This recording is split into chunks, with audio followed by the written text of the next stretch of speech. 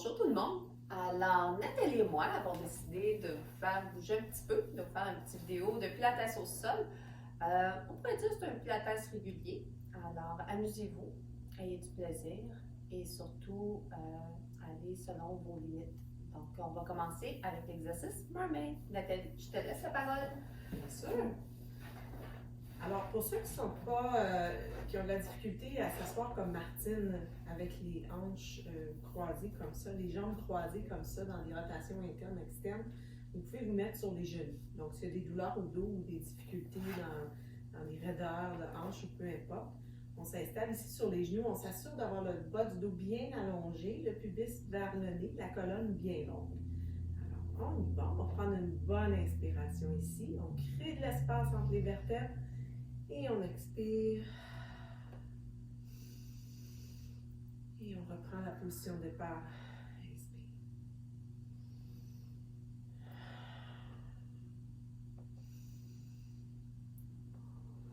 Ceux qui sont assis, comme moi en indien, on s'assure d'avoir les fesses bien au sol. Donc, sur cette main-là, on peut pousser un petit peu, juste pour être sûr de ne pas lever la fesse.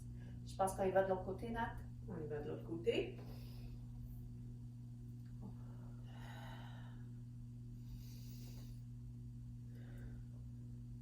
On s'assure de ne pas cambrer le dos. On a souvent tendance à tirer la poitrine vers l'avant, donc on s'assure d'avoir les hanches et la cage thoracique bien enlignée.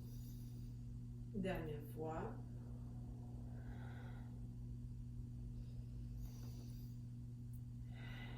Et on relâche. On va s'allonger sur le dos et on va commencer nos mouvements de bascule de bassin. Donc on va plier les genoux. On est couché, hein? Donc sur le dos, on est sur notre neutre, qui veut dire que le poids est déposé sur le sacrum, sur les omoplates et sur notre tête.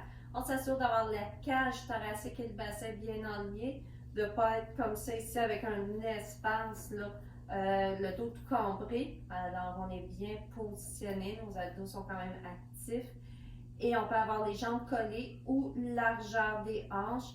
Je vais enlever mes mains et on va juste aller faire des petites bascules, hein, pour venir écraser le bas du dos dans le matelas. On inspire, on va venir cambrer le dos.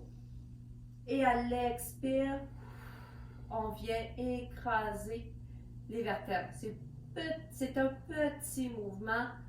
C'est pas intense, c'est de la mobilité de colonne. Les fesses ne travaillent pas, c'est vraiment une contraction au niveau des abdos qui fait bouger le bassin. Donc, quand on a des tensions dans le bas du dos, c'est un bel exercice à faire. Encore 3 fois.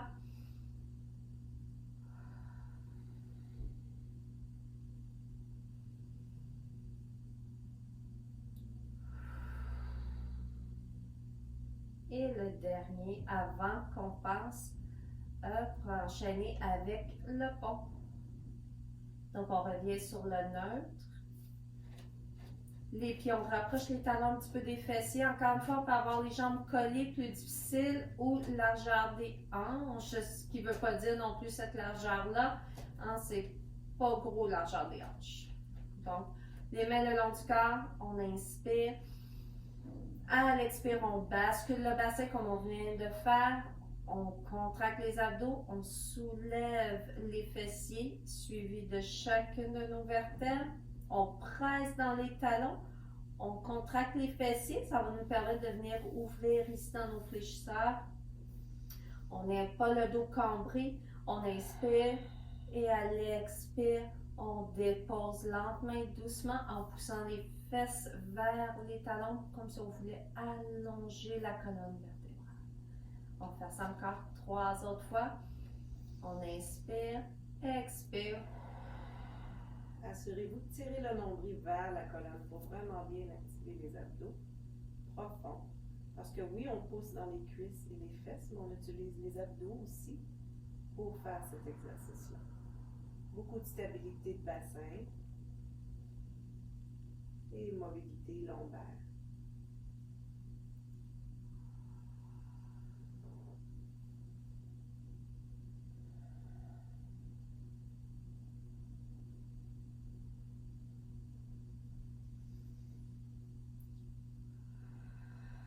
dépose une vertèbre à la fois. On en fait un dernier. On en fait un dernier.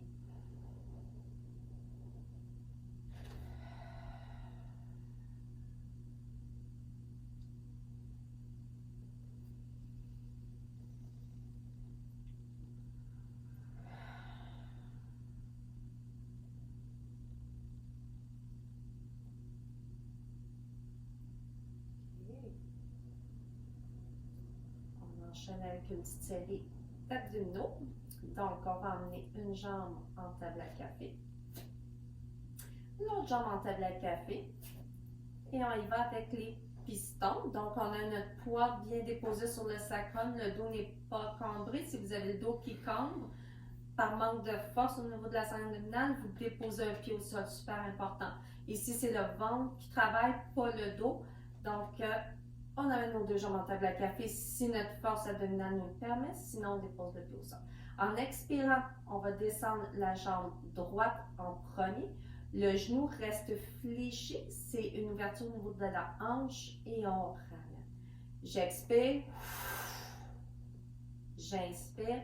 Mettez deux petits doigts sur votre ventre et assurez-vous de ne pas pousser sur vos doigts. Super important. Donc, le ventre reste vraiment là, rentrer, rentrer, rentrer. Là, vous allez contracter les abdos. Là, ça va travailler. Plancher pelvien très actif.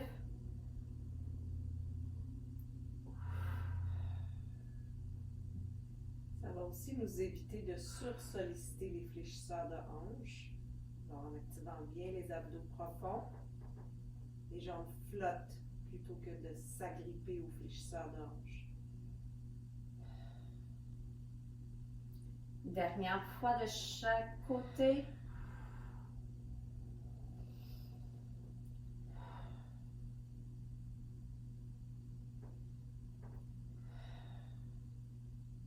Un dernier.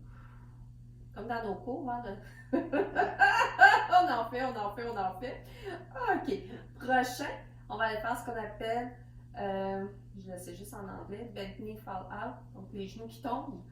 Les genoux qui tombent de chaque côté, qui est un exercice de stabilité de bassin, au fait. Donc, ce qui amène la stabilité du bassin, c'est les stabilisateurs, les abdos profonds. Alors, c'est un travail de stabilité. Est-ce qu'on fait les jambes en table à café? Le café, bien sûr. On y va. En inspirant, on laisse les genoux, ou plutôt on pousse les genoux et les pieds de chaque côté. Aucun mouvement de colonne, le bassin est stable, j'expire. Je ramène.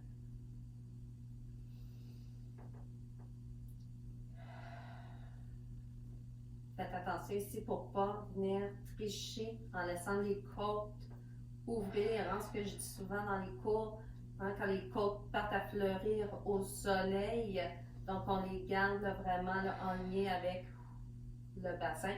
Et encore là, il ne faut pas pousser hein, dans nos abdominaux. On s'assure de toujours rentrer le ventre.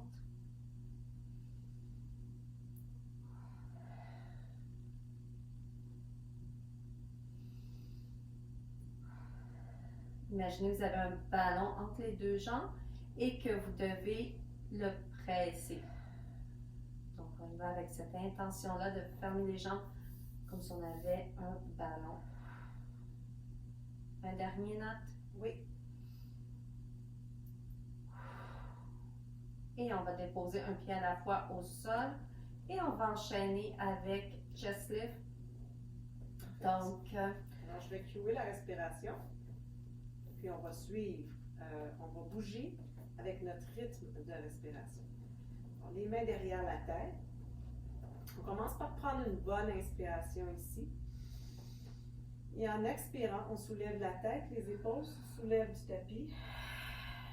La colonne reste au neutre. En inspirant, j'amène mes mains derrière les cuisses.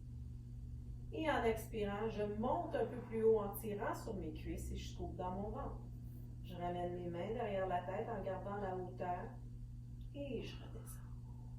Même chose. Inspire. Expire. Soulève la tête, les omoplates. Mains derrière les cuisses, inspire. Expire. Souffle et monte un peu plus haut. Main derrière la tête, inspire. Et redescend, expire. Expire, up. Main derrière les cuisses. Expire, souffle, monte un peu plus haut. Main derrière la tête. Et redescend. Encore 2. Expire, up. Main derrière les cuisses. Expire, tire sur tes cuisses, monte un peu plus haut. Main derrière la tête. Ventre serré. Et relâche. Et on en fait un dernier. Tout à fait. Main derrière les cuisses, inspire. Expire, ouvre tes pouces. Go. On va rester là. Oh. On va mettre les mains vers le plafond. Main derrière la tête. Et on relâche. Oh.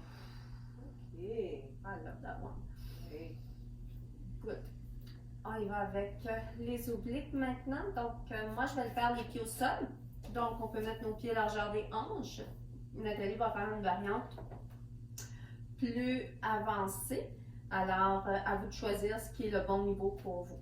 Donc, main en arrière de la tête et on inspire pour partir. À l'expire, on soulève encore une fois la tête et les épaules et on tourne vers la gauche. On est dans les obliques. Donc, de mon côté, je soulève la tête, les épaules, je soulève ma jambe droite et je tourne pour amener le coude gauche vers mon genou droit.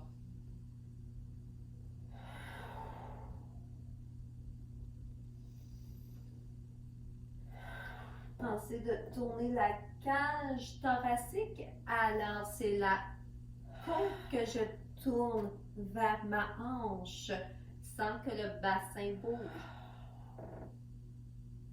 Comme d'habitude, je n'ai pas compté. Mais moi non plus. On va en faire quoi? 2 autres? 2 de chaque côté, ça va?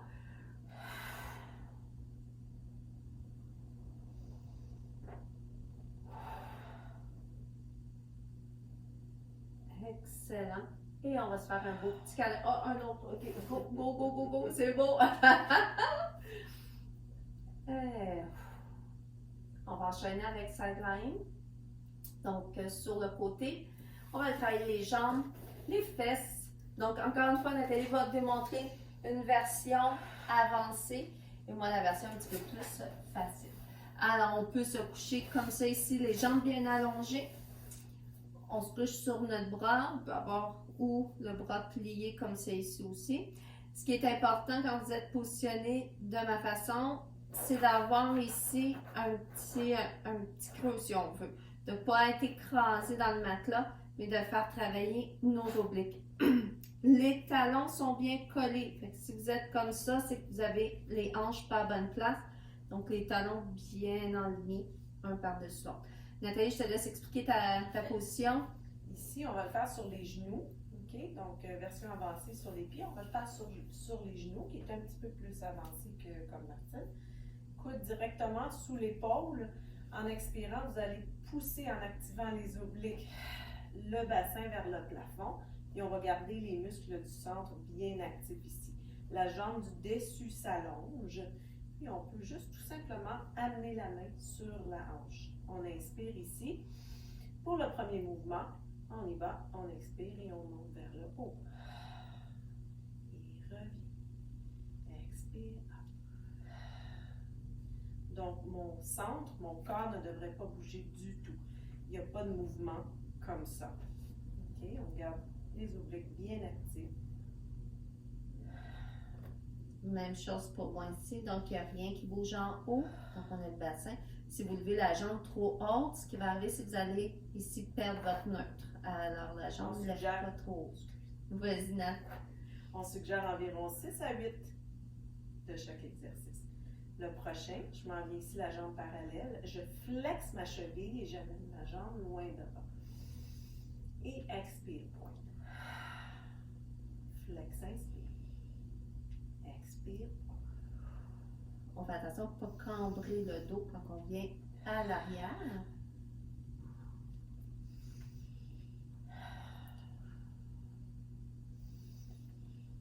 Une dernière fois. on serre les fessiers, puis on vient ouvrir ici dans les hanches. Et on va avec les petits cercles de jambes. Donc on tourne vers l'avant. Encore 2. Et on tourne vers l'arrière ou on arrête. Ok, ben, je vais les faire par l'arrière. Ok. 3, 4. Alors, c'est important dans une position ou dans l'autre de penser à garder l'élongation axiale. La colonne est longue, puis les épaules bien placées. Les principes sont importants. On va se mettre dos à vous. Fait que comme ça, vous allez avoir les deux versions de face et de dos. Donc, on s'excuse. On va essayer de parler plus fort pour que vous entendiez. Alors, encore une fois, je vais faire la version plus facile. Nathalie va faire la version plus avancée. Les talons bien collés.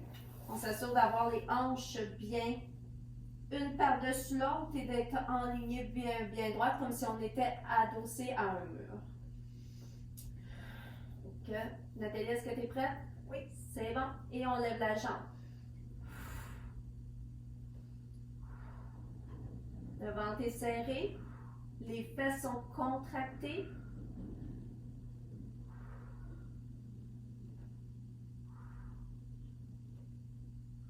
Flex sa cheville. Inspire devant. Point. Expire. Martine, tu peux me corriger si jamais. Tu vois quelque chose. Ça va bien, Nat. Ça va bien.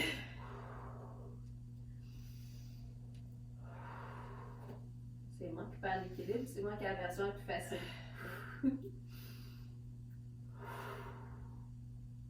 Un dernier. Good. On y va avec les petits cercles. 3, 4, 5, 6, reverse. 1, 2, 3, 4, 5, 6. Est-ce que tu veux prendre une pause? Oui, t'es pas mal bonne. On s'appuie sur le dos. On enroule. On plonge devant. On va aller faire notre ami le pigeon. Alors, on s'en vient à 4 pattes. Ça va faire du bien après avoir travaillé les fessiers comme on vient de le faire. Donc, on allonge les deux jambes. Vous allez prendre la jambe droite et vous allez venir la mettre en avant comme c'est ici. Et on vient tout simplement se coucher sur le tronc. Là, on sent un étirement au niveau fessier. Assurez-vous d'avoir le bassin bien droit, de ne pas être trop penché soit d'un bord et de l'autre. Vous pouvez jouer aussi avec le bassin si ça ne tire pas. Des fois, on place un peu, puis on sent après ça l'étirement au niveau fessier, ischio. Moi, je suis assez raide dans les fessiers, profond, alors je vais rester sur mes coudes. Je pourrais même être comme ça sur mes mains. Alors, tout dépendamment de votre flexibilité, on veut sentir l'étirement, mais on ne veut pas être dans la douleur.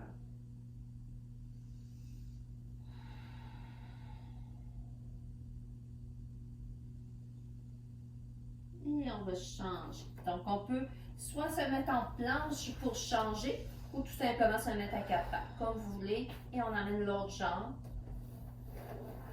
Et on vient se recoucher.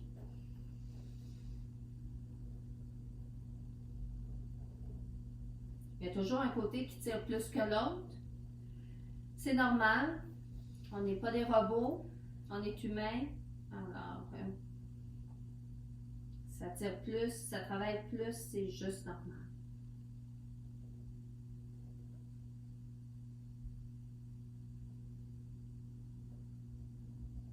Dites-vous aussi qu'on ne veut pas nécessairement la perfection, mais on veut le progrès. Hein? C'est quelque chose que je dis souvent dans mes cours.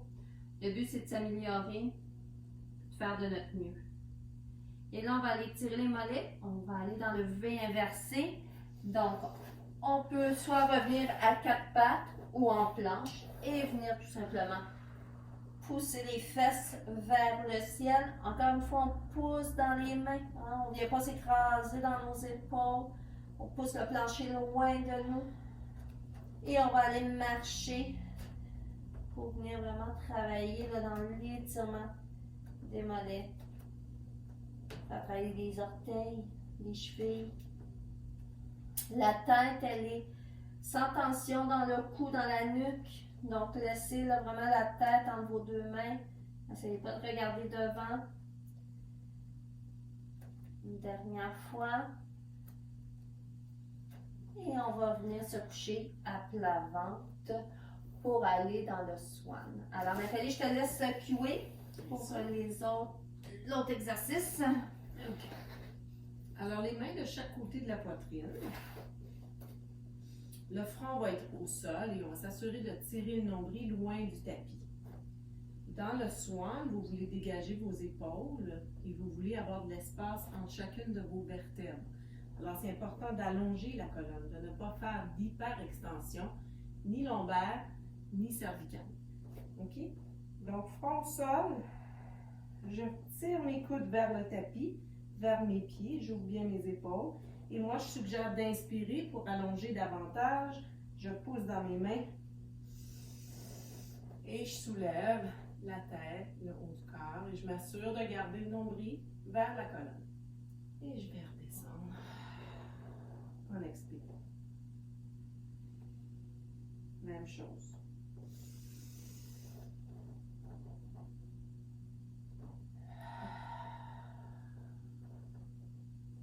Si vous avez de la difficulté à garder vos abdos branchés, votre nombril vers la colonne, vous pouvez expirer en montant. Vous allez peut-être aller un petit peu moins loin dans le mouvement parce qu'il y a un petit peu moins d'élongation, mais vous allez quand même réussir à faire le mouvement avec les abdominaux bien engagés. Encore une fois? Oui.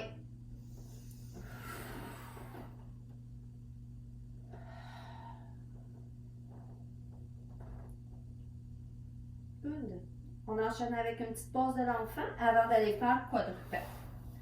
On va aller tirer la colonne. Ça fait du bien.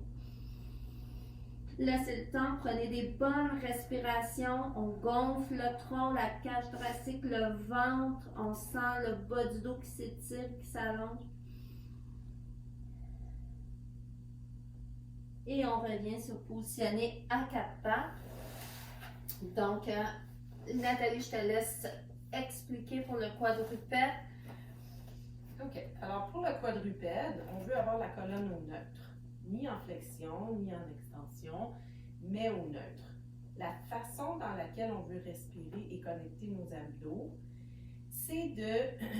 on va respirer un petit peu avant de faire le mouvement. Donc, en inspirant, on peut laisser un petit peu le ventre aller. Et en expirant, vous voulez monter tous vos organes internes vers votre dos, vers le haut. Et sentez que le nombril pousse vers le haut et que le bas du ventre s'active. Encore une fois, on lâche, on inspire. On expire, poussez le nombril, le bas du ventre et les organes internes vers la colonne, vers le dos. Donc, c'est comme ça que vous allez les connecter dans votre mouvement. On va ajouter du mouvement en continuant de respirer de cette même façon-là. Expire, connecte les abdos et allonge bras, jambes opposées. Et je ramène. Inspire, puis je tente de garder ma colonne au neutre. Expire, même chose. Pousse ton nombril, tes organes internes, le bas de ton ventre vers ton dos. Et on ramène.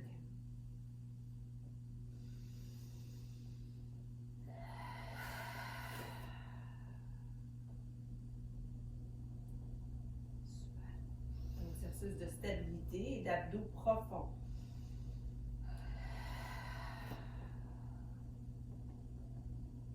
Et faites attention pour ne pas balancer le bassin d'un côté ou de l'autre. Donc, on essaie de rester bien aligné. Dernière fois. Une dernière fois.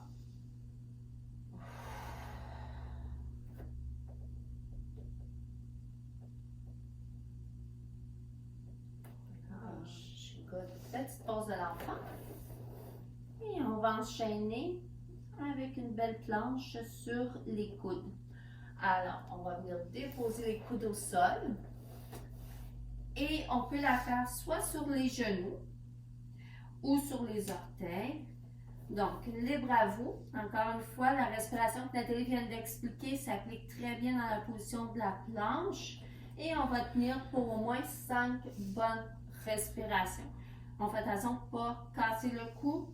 Donc, on inspire, on expire 5 fois. Vous pouvez pousser les talons vers l'arrière. Ça va mettre de l'énergie dans vos jambes. Donc, moins de poids dans les épaules. Et vous pouvez mettre aussi vos jambes en pilates V, ce qui va amener aussi une belle contraction dans le plancher pelvien.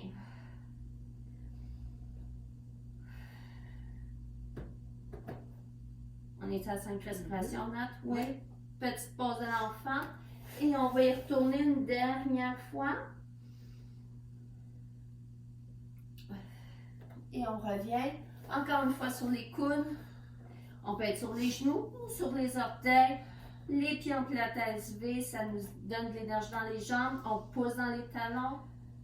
Et on tient, on rentre le ventre. On pousse dans les coudes. On ne laisse pas la poitrine dropper dans le tapis. Aucun non. Pousse dans tes coudes. On tient. Il reste 3 bonnes respirations. Puis on prend des longues respirations. Une dernière fois. On dépose les genoux. On dépose. Si on peut. Prenez 3 bonnes respirations. On pourrait terminer, Nathalie, avec un book opening. Bien sûr. Ah, ça ferait du bien, ça. On va créer l'ouverture parce qu'on a fait beaucoup de mise en charge. Donc, on a travaillé les pectoraux et les deltoïdes antérieurs. Donc, opening est un petit exercice assez simple, mais qui fait beaucoup de bien. Qui fait du bien. Donc, tu y vas où j'y vais? Vas-y, merci. OK. Alors, on essaie de s'installer le dos bien aligné en droit. Donc, ce que je veux dire par là, c'est qu'on n'a pas les épaules en avant du bassin, mais bien les épaules alignées avec le bassin. Donc, on a une belle ligne droite. Vous pouvez vous mettre un oreiller ou votre bras, OK? Moi, ça me dérange, j'ai pas mal dans le cou, alors je vais déposer ma tête au sol. Les mains sont en avant, les genoux sont fléchis et on essaie de garder les genoux au même niveau. La tête dans le prolongement. Regardez pas vos genoux, là. Alors, on regarde droit devant. On inspire, les 2 mains sont collées. Et assurez-vous encore une fois que vos mains sont bien alignées, hein, qu'on n'est pas comme ça, les bras ou les doigts distancés. On inspire et on expire, on ouvre le bras. On regarde, la tête va suivre le bras et on vient ouvrir. Le plus que l'on peut, OK? Donc, c'est notre corps qui va nous dire où aller et où arrêter. On inspire et au retour, on expire. C'est important de garder les hanches une par-dessus l'autre. Donc, on ne bascule pas le bassin vers l'arrière comme ça. Les hanches restent une par-dessus l'autre. C'est la cage qui tourne vers l'arrière. Puis, on a l'ouverture et flexibilité du pectoral et de l'épaule. Imaginez que vous squeezez, hein, que vous serrez plutôt un petit ballon entre les 2 genoux. Donc, ça va vous aider à garder votre bassin stable. Mettez une petite pression légère. Et on va aller faire l'autre côté. Donc, quand on va se tourner le dos. Mais ça vous donne une bonne occasion de voir le mouvement dans les 2 sens. Alors, bras bien allongés, les 2 bras allongés ou une main comme Nathalie elle est positionnée. Les 2 mains bien alignées, les épaules vis-à-vis mes hanches, les genoux fléchis. Et c'est parti, on ouvre en expirant. On inspire et à l'expire, on revient. Hein, on peut contracter nos abdos. Donc, nos abdos sont quand même actifs. Surtout dans des positions de rotation de colonne. Les épaules loin des oreilles.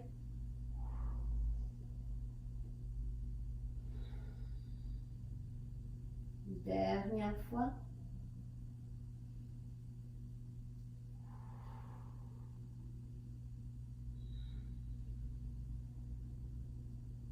Excellent. Et on va venir s'asseoir, on se relève tout doucement.